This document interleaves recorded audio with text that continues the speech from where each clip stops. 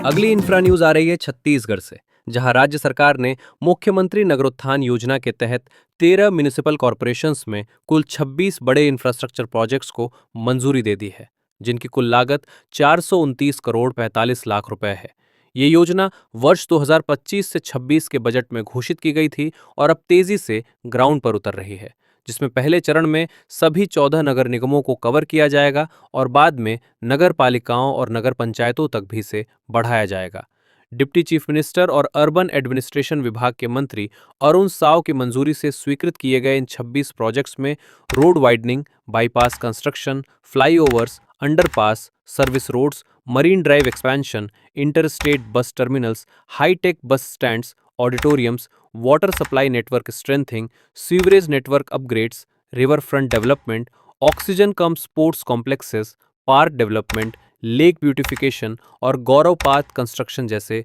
विविध काम शामिल हैं। रायपुर को सबसे ज्यादा 91 करोड़ 27 लाख रुपए की 4 मेजर प्रोजेक्ट्स मिली हैं, जिनमें 18 रोड जंक्शंस का विस्तार, वाटर सप्लाई नेटवर्क को मजबूत बनाना, महादेव घाट की रीडेवलपमेंट और तेलीबंधा लेक पर टेक्निकल टावर का निर्माण शामिल है।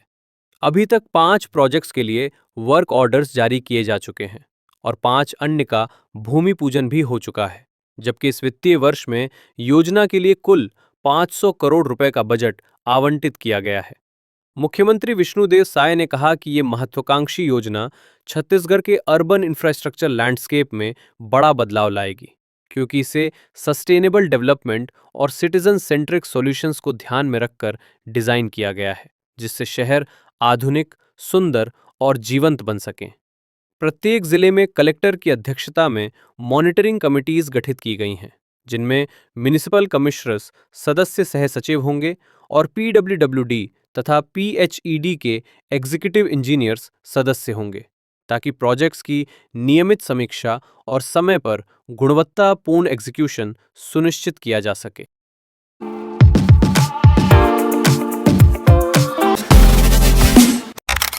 अगली इंफ्रा न्यूज आ रही है तमिलनाडु से, जहां मुख्यमंत्री एम.के. स्टालिन ने शुक्रवार को अमेरिकी फॉर्च्यून 500 कंपनी कॉर्निंग की नई ग्लास मैन्युफैक्चरिंग फैसिलिटी का उद्घाटन किया, जो कांचीपुरम जिले के एसआईपीसीओटी पिल्लाईपाकम इंडस्ट्रियल पार्क में स्थित है। ये plant Bharat innovative glass technologies हेटेक के नाम से कॉर्निंग और ऑप्टियम्स इंफ्राकॉम के बीच ज्वाइंट वेंचर के तहत स्थापित किया गया है, जिसमें करीब 1003 करोड़ रुपए का निवेश हुआ है और ये भारत में अपनी तरह की पहली pre cover glass manufacturing facility है। ये फैसिलिटी कॉर्निंग के प्रसिद्ध गोरिल्ला ग्लास कवर का निर्माण करेगी, जो स्मार्टफोन्स और इलेक्ट्रॉनिक डिवाइसेस में उपयोग होते हैं, और इसकी शुरुआती production capacity 30 million cover glass pieces हैं। प्लांट से लगभग 840 डायरेक्ट जॉब्स मिलेंगी और अगले साल अतिरिक्त 500 पोजीशंस भी खुलने की उम्मीद है। सबसे इम्प्रेसिव बात यह रही कि जनवरी 2024 में एमओयू साइनिंग से लेकर सिर्फ 17 महीनों में पूरा प्लांट कमीशन हो गया, जो तमिलनाडु की बिजनेस फ्रेंडली इकोसिस्टम को दर्शाता है। सीएम स्टालिन ने कहा कि पिछले 4 वर्षों में राज्य ने 1000 से अधिक एमओयू साइन किए हैं, जिनमें से लगभग 80% इम्प्लीमेंटेशन स्टेज तक पहुंच चुके हैं। ये फैसिलिटी तमिलनाडु को इंडिया के इलेक्ट्रॉनिक्स मैन्युफैक्चरिंग हब के रूप में मजबूत करेगी, क्योंकि यहां पहले से फॉक्सकॉन और पेगाट्रॉन जैसे एप्पल सप्लायर्स की प्रेजेंस है, जिससे सप्लाई चेन में बड़ा फायदा होगा और लोकल प्रोडक्शन को बूस्ट मिलेगा।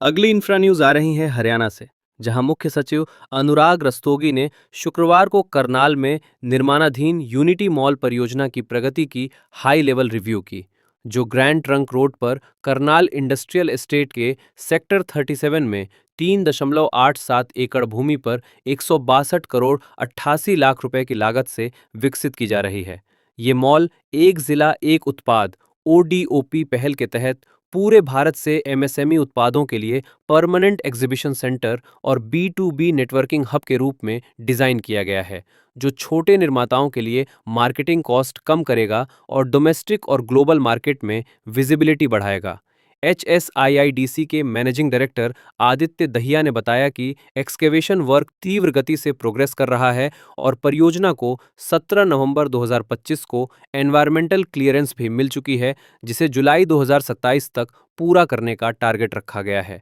चीफ सेक्रेटरी ने डिपार्टमेंट्स को निर्देश दिए कि वे अप्रूव्ड कंस्ट्रक्शन शेड्यूल का स्ट्रिक्टली पालन करें और हाईएस्ट क्वालिटी स्टैंडर्ड्स मेंटेन करें।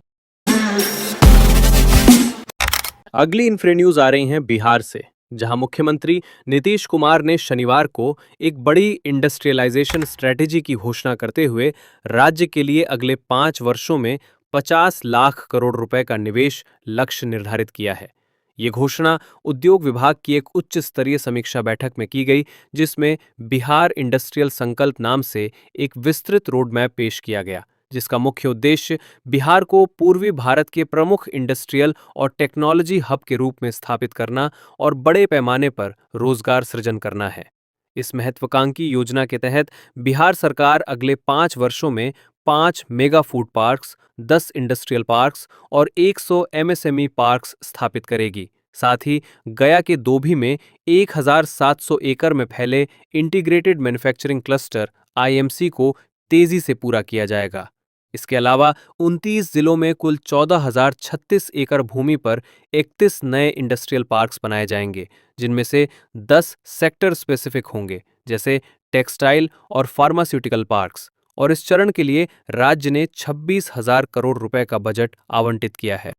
मुख्यमंत्री ने बैठक में कहा कि 2005 से अब तक बिहार में इंडस्ट्रियल जोन्स की संख्या 46 से बढ़कर 94 हो गई है और इंडस्ट्रियल यूनिट्स 1,674 से बढ़कर 3,500 तक पहुंच गए हैं, जबकि एक्सपोर्ट्स 25 करोड़ से बढ़कर 17,000 करोड़ हो गए हैं, 3,500, और एमएसएमई की संख्या 72,000 से बढ़कर 35 लाख तक पहुंच चुकी है, जिससे राज्य की जीएसडीपी में उद्योग का हिस्सा 5.4% से बढ़कर 21% से अधिक हो गया है।